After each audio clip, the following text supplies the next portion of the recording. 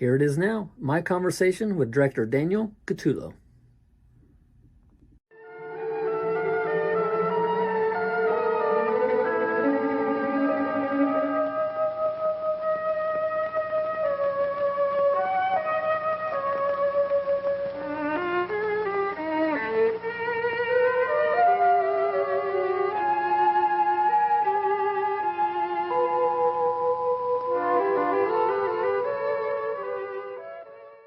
I never grew up saying, "Hey, I'm going to be a filmmaker." As a kid, I played drums.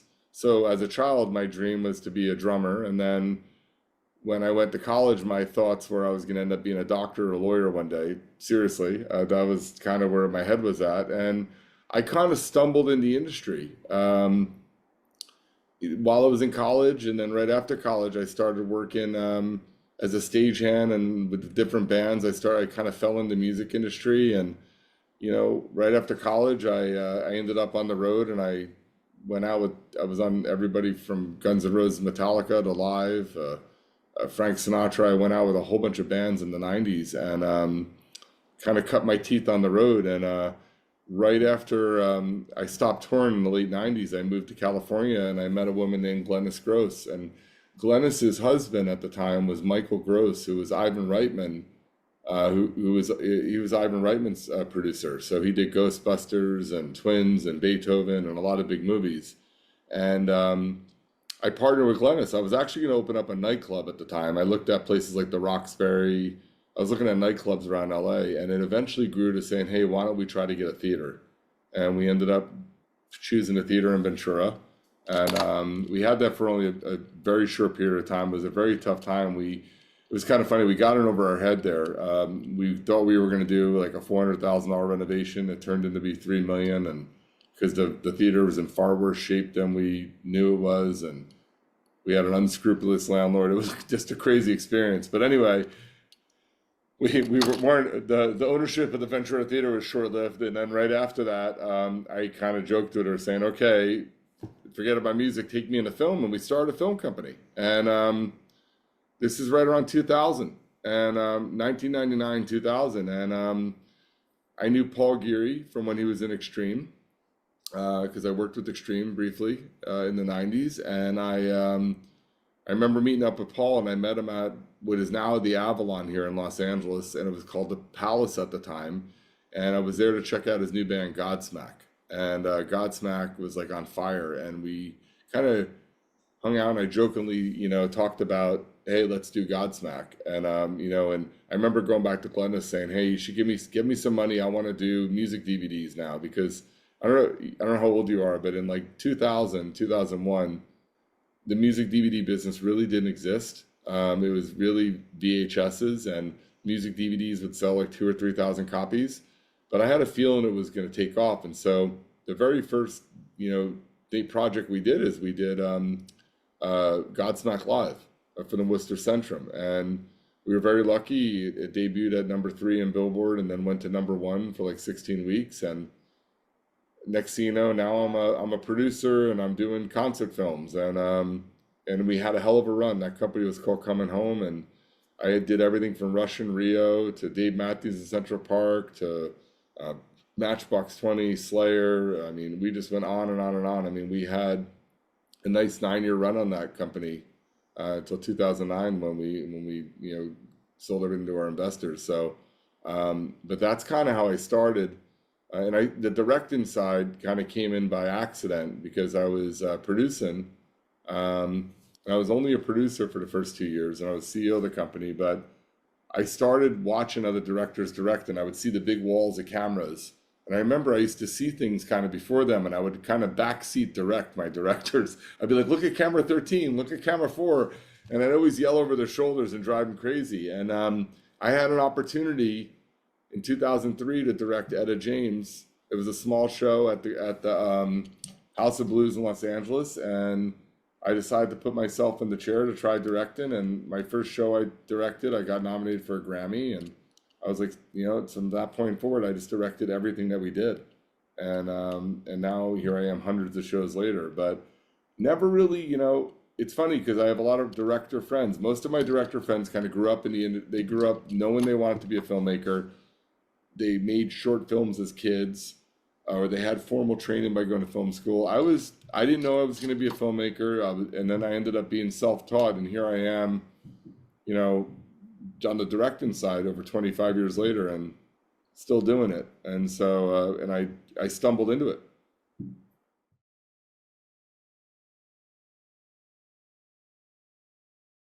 You know, I started producing documentaries in 2011. Very fortunate, the first documentary I was involved in as an executive producer was The Square, which ended up being nominated for an Academy Award, and it won Sundance, it won a bunch of Emmys, and the director on that was Jahan Nojaim, who's brilliant. And so even to have my first experience in documentary be with such a, you know, an amazing director, to be able to see how they do it and then learn the craft. So by the time I started directing my own documentaries, I mean, I basically had a doctorate in documentary from learning from the best.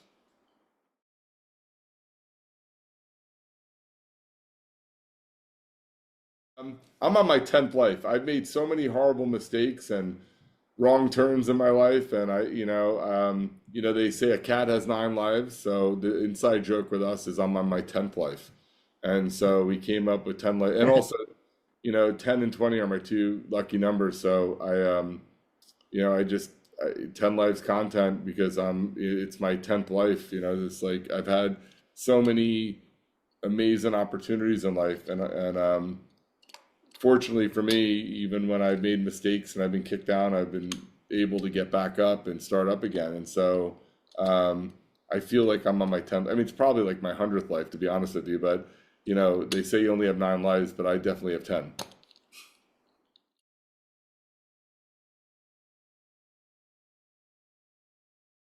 One of the managers of the Hollywood Vampires is Paul Geary, who goes back to the original part of my story. That was in Extreme, who I knew since the mid 90s, and then he managed Godsmack. So Paul's been a friend of mine for well over 20 years. And I work with a lot of his bands, and over the years we've worked together on tons of projects, from Steel Panther to Creed to Alter Bridge, obviously Godsmack multiple times. Getting ready to work with Godsmack again right now. And I knew he managed the Vampires, and I've been watching the Vampires, since they formed in 2018, and last year I reached out to him because I started learning the full story of the origin of the Vampires and how it started as a drinking club in the 70s, and I found it so intriguing. And I saw a show, and I was so blown away by the show and the performance. And to me, the band, not the drinking club, but the band, the Hollywood Vampires, started out no different than some of these other kind of rock super groups. To me, originally it felt more like a corporate type, fun cover band where a bunch of rock stars would go hang out and have fun and make some money, right? But it really felt like in the past couple of years, it kind of turned into a real band. And I saw that kind of transition happen. So I reached out to Paul, and I'm like, I'd love to talk to you about, doing a film about the Vampires and how it kind of morphed from the drinking club to what it is today. And also, digging into the history, but then going into the history of each of these musicians and how special it is to have them together in one group, but also, to how it went from like doing festivals and these one-off things to all of a sudden a headlining tour of arenas on their own, with multiple semis and trucks. I mean, and buses. And so it felt like there was a story there. And now that we're done filming and we're editing, like we have like one more interview. We're doing Matt Sorman, that's it. But now that I have all the interviews and the story, it's just like, the stories are so rich and so colorful, and it's amazing how this band, and they did literally turn into a real band that are doing original songs now and will continue to go on, all from Alice having a fun drinking club in the 70s.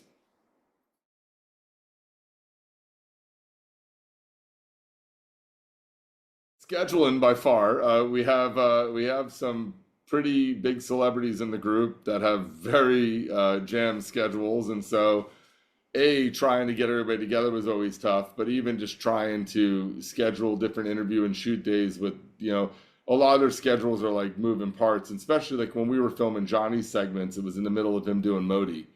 and obviously that's a very important project because it's his directorial debut. So trying to have him find the time to spend with us, which he was so gracious to do, I mean, that was tough. I mean, so that's kind of the hardest thing when you're dealing with groups like this. You have extremely demanding schedules with everybody in the group, and but now as we get along, it's kind of moving on. Like I was just at Joe Perry's house 2 weeks ago in Florida to do some pickup shots, and it was great because I just texted him saying I'd like to do another interview, some pickups. Can I come to you? He's like, sure. And this was like on a Thursday, and I was there on Monday.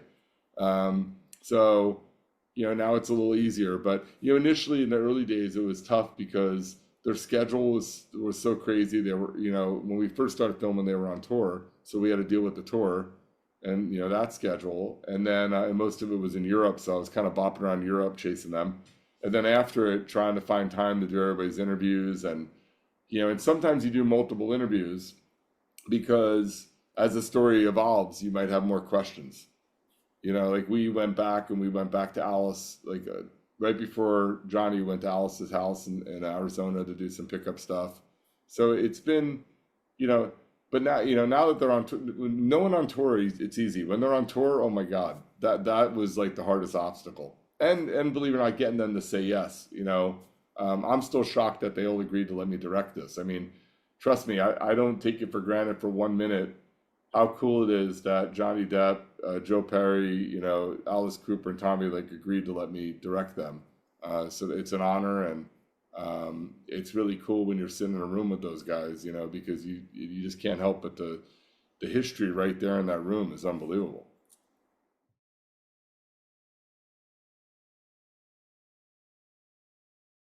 The show we shot in Boston is spectacular. We did shoot a full show with 18 cameras. That serves as kind of a backbone of the film. Um, and it's beautiful.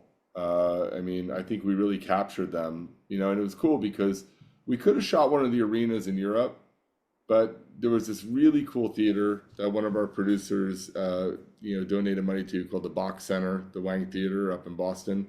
Stunning. It's like, I think it's only like 3,500 capacity, but it's just a beautiful place, and it felt very vampirish to me.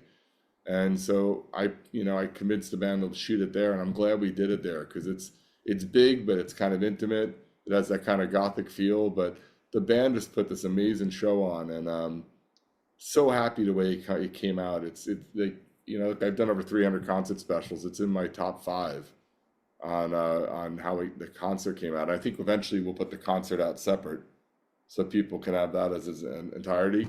Other than that, there'll be segments from it that will be that are a backbone in the edit of the documentary. But I'm really proud of that. Um, really proud of like my Johnny interview was fantastic. I mean, I sat with him for a few hours, and we went deep. And that, to me, and same with Joe. Joe went really deep, really deep. And when you're dealing with guys at that level, usually you're lucky to get 45 minutes, much less a few hours. So that was they kind of the interviews with Joe and Johnny, and then and the show are the three things that kind of stand out to me right now.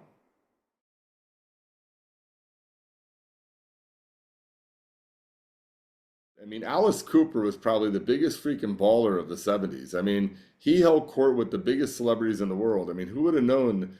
I mean, I joke with him. He was like the Kim Kardashian of 1971 and 72. I mean, he was up in the Rainbow Room, and you name it, from John Lennon to Paul. I mean, the Keith Moon, like the biggest guys in the world were up there partying with him.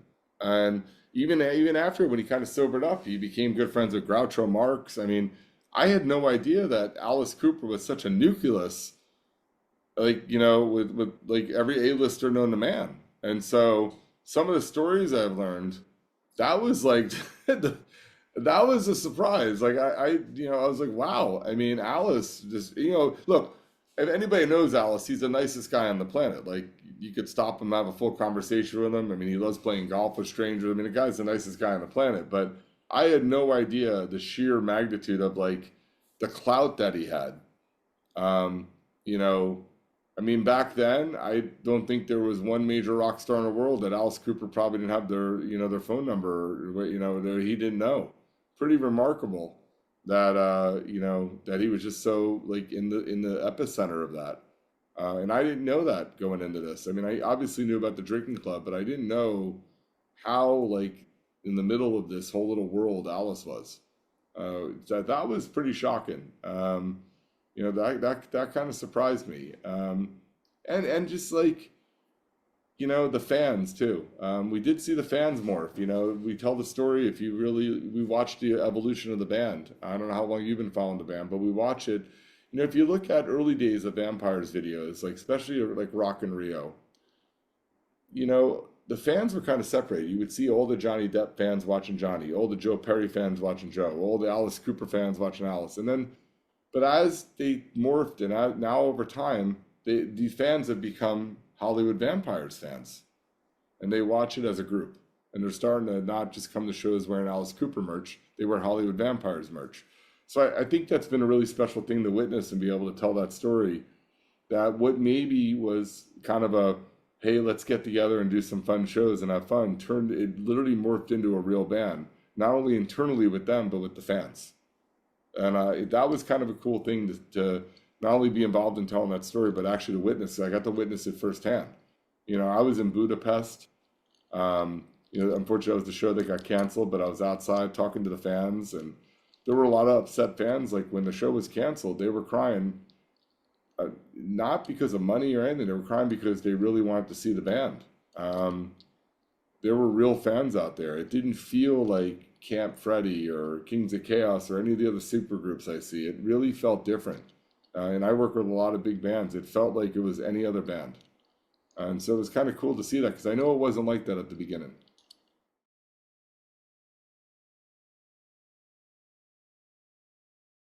It's about having confidence, believing in yourself, right? Um, Confidence is everything in this business. Even getting doors open for you, even when I've had interns in the past and new people come for jobs, I'll take someone with confidence and someone that's not afraid to, put themselves out there over a great resume. I don't really care if someone went to USC or NYU film school. If they have drive and passion for what they're doing, to me, that's far more important. So, number one, have confidence. Like, and the funny thing is, a lot of people, you'll see in the movie, I asked Joe Perry a pretty personal question in the film. And I was actually I was hesitant to ask him. And I asked him and he answered, and I couldn't believe he answered. And I said, why have you never talked about this before? And he's like, no one ever asked me. Well, it's the same thing. If you don't ask, you don't get. And don't be afraid to approach people and ask them for help or for a job because, the unfortunate thing about unfortunately, the entertainment industry is all you know. So if you don't know how to network or you're shy, you're going to have a really tough time. Fortunately, though, if you do learn how to network and make friends and put yourself out there, it's very easy to keep moving up the ladder because, in general, the industry is based on who you know, what credits you have, and what work you've done before. So in some respects, unless you're going into a technical position, like if you want to be a colorist or a DP, like a director of photography, even to this day, I've been doing this 30 years. I'm fully now just starting to understand lenses and frame rates and how they work together. But if you want to be like a DP and you really want to master that craft, you should probably go to film school and understand that stuff. But like a director, I'll give you a good example. You can't teach someone to be creative. Either you walk into a room and you can look around a room and envision a scene in your head, or you can't. Otherwise, you'll be a robotic director. Then, if that's what you're doing, go do TV commercials. But you really can't teach someone how to be creative. Obviously, there's a lot you can learn about blocking and how to, get actors and people to do things. But, or even if you're doing like me, like if you're doing documentaries, how do you get a good interview out of someone? How do you get them to go deep or be emotional? Or on my multi-camera stuff, how do you choose the right shot? But so that takes years and a lot of practice. But be confident and believe in yourself, but don't be afraid to ask others, for help, and put yourself out there. Take risks, drop everything, move to LA, try to get an internship, because believe it or not, even going and working on a few films or something as a PA, that's actually more important to a lot of people than a degree. All right. If you work on a film or something and they know the director or producer, you can go up the ladder faster than if you just have a degree. And then the other thing is, nowadays the younger generation is so lucky compared to my generation. I think one of the reasons why initially when I was a kid, I never thought I was going to be a filmmaker was because you had to be really rich to be a filmmaker, in the early 80s, because we didn't have cell phones, or nowadays everybody can has an editing system on their computer, or they can shoot on a cell phone or a DSLR, or they have gear.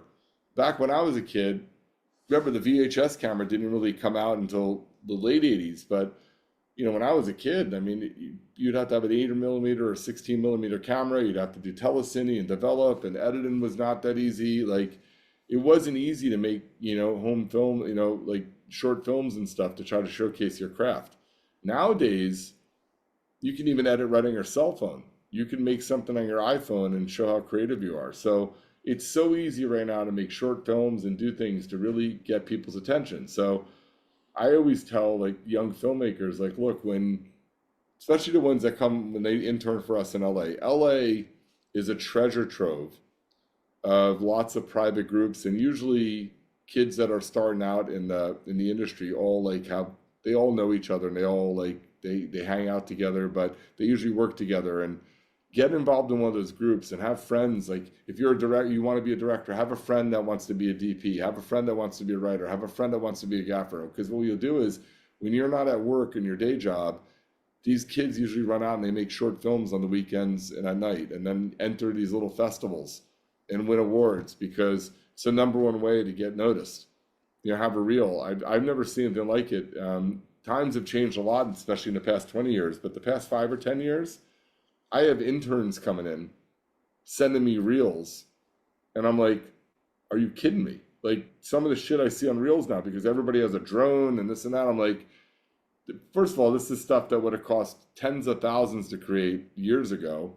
But I mean, I see 19, 20-year-olds coming to me sometimes that are, more creative than I am, and other people I know. Like, I blows my mind, the next generation. I get excited about it because I think we're in for some really amazing films in the future. My class is like, the guys that kind of grew up in the industry that are my age are David Fincher, Mark Romanek, Spike Jonze, McGee. Like, it's all like this class, like from the late 90s, early 2000s. Well, the kids today that are starting to come up I mean, there's like 500 new Finchers. I mean, because they have these tools at their disposal where they're willing to really perfect the craft of making movies before they even start in the business. So if you have the ability, or you have an idea in your head, just go out and shoot it, edit it. Even if you put it up on Vimeo or YouTube, or put it up just in a small festival, go on Film Freeway and enter festivals with it, the short festivals. You can make a short. It's the best way to get noticed. And then once you get noticed, it's a mixture of paying your dues mixed in with how quick you learn. Like, you're not going to go, unfortunately, well, in order to get anything significant, like a directing job, you really have to know a lot of people. And in order to know people at that point, or have people trust you enough, they're going to want to make sure you operate on set. So, I don't care whether you do music videos or TV commercials, or you get on a feature, but you should start being a PA, you start getting involved in lower end jobs. But a PA, the reason look, even if someone has means, I always say go PA. Because when you PA, you get to learn what is done, every job on a set. And that's important, because, you every once in a while you see these celebrity directors come around that have never been on a set. They get the role because either they're an investor in it, or they had some kind of name, but they don't even know how to navigate on a set. Spending time PAing, you get to know what every job does. But more importantly, you get to even decide whether is that what you want to do, right?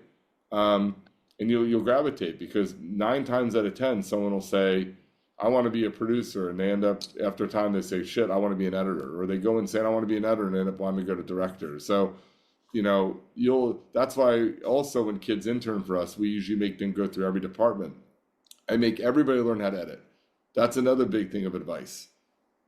If you want to be a filmmaker, learn how to edit. And the reason why is my biggest setback is I never learned how to edit. So when I'm in edit now, and unfortunately I have an editor, Leslie, who's worked with me now for over a decade, and she's like the other part of my brain. She already knows what I want to do without me telling her. So she's right now editing vampires. Um, the downside is if I'm trying to explain something and I want it, I have to somehow verbalize it where she gets it. I just can't say, let me do it and show her. So if I can go back in time, I wish I learned how to edit. I'm just too old and stubborn now to learn. But the other reason why you want to learn how to edit is you will understand the filmmaking process more, because if you're a director who thinks like an editor, you'll know the different shots and angles that you need to really effectively put a scene together. So I say that now because, like, even though I don't technically know how to edit, I kind of know how to edit. I'm just too chicken shit to even try it because I'm afraid if I press a button I might erase something. But I do sometimes think like an editor. But especially with my multi-camera, because multi-camera I'm calling live different. So you're kind of editing live without using an editing system because I'm calling the shots what I want.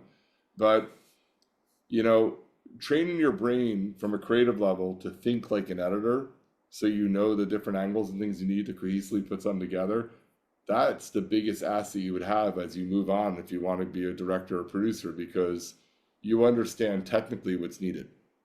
So I mean, it's putting yourself out there and not being afraid to take risks. Take risks, like, even if your mom and dad say no, just you move to LA or New York and just try to get into business. Start doing it. If you really want to do it, go try. Start PAing, put yourself out there. Go get a job interning at a company, because once you get in, you're in. And then if you're in LA or New York or London, um, you want to get in that community. You have to see your peers. And when you're after work, go hang out with it. Now there's like Facebook groups, Instagram groups, like get involved in these other filmmaker groups. And because you all help each other out and make short films, because a short film is hands down the best way to get noticed.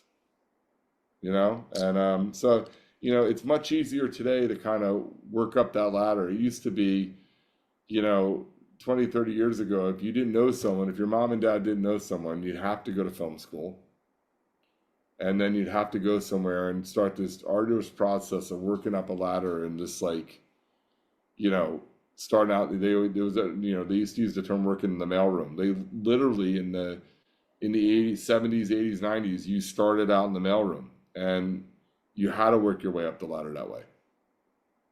Or the easiest route, if you have ability, raise Yeah. money. If you're a money raiser, you can go right to the top. You pass go, you go right around everybody, and you're right at the top. But you won't be a very good filmmaker if that's the case, because you don't understand what everybody does and the art of it. Um, Even though earlier in my career I helped raise money on some of my projects, I insisted on PA, and I did things because I really wanted to know what everybody does on a set.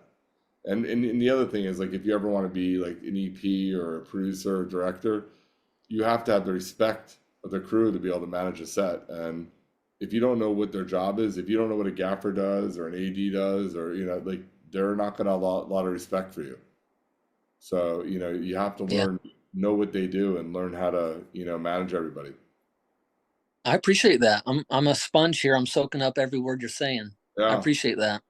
yeah. I mean, and seriously, like, if you see someone, or you see like your favorite filmmaker out, I mean, obviously, if they're like having an anniversary dinner with their wife or husband, don't just go back, interrupt. But in general, I've worked with Steven Spielberg. I've worked with a lot of big filmmakers now. In general, they appreciate people that show confidence and will come up and look them in the eye and introduce themselves. This is a very cutthroat business, and if you're not willing to put the hours in, but more importantly, um, if you're not confident, they don't really have the time to teach you, or help build you up to give you confidence. And so Okay. people who are confident are real go-getters and just get shit done, tend to move up the ladder much quicker when it comes to the entertainment industry. And the people who are at the top, every week they help people. And so, and they were once in your shoes. So I was never intimidated or scared to ask anybody for help, and go introduce myself. Because what's the worst that can happen? They can say no, you know? And True. so, and you never know what they're going to say unless you ask. If you don't ask, then you don't, like, so I would, recommend if you see someone that, go try to talk to them. Try to give them some with a website on it. Let them go look at your work. You'd be shocked. A lot of creatives like seeing young creatives work. Like it blows my mind. I spend a lot of time just trolling through TikTok. Just really blows my mind with some of the videos young kids are making. I mean, it's great. I mean, I love it. I've reached out to people before, and and like just give them a compliment, or just even try if they want to collaborate or work on stuff. I mean, we're working right now with a couple TikTokers in the true crime space because we're developing a couple true crime shows, and one of them had over 2 million followers that she amassed her on her own, and she Wow. edits and makes all her own videos and all these like little mini true crime docs. It's like that's unbelievable. And it's like, wow, if she can do that on her own with no infrastructure, imagine what she can do if we throw her into the production company.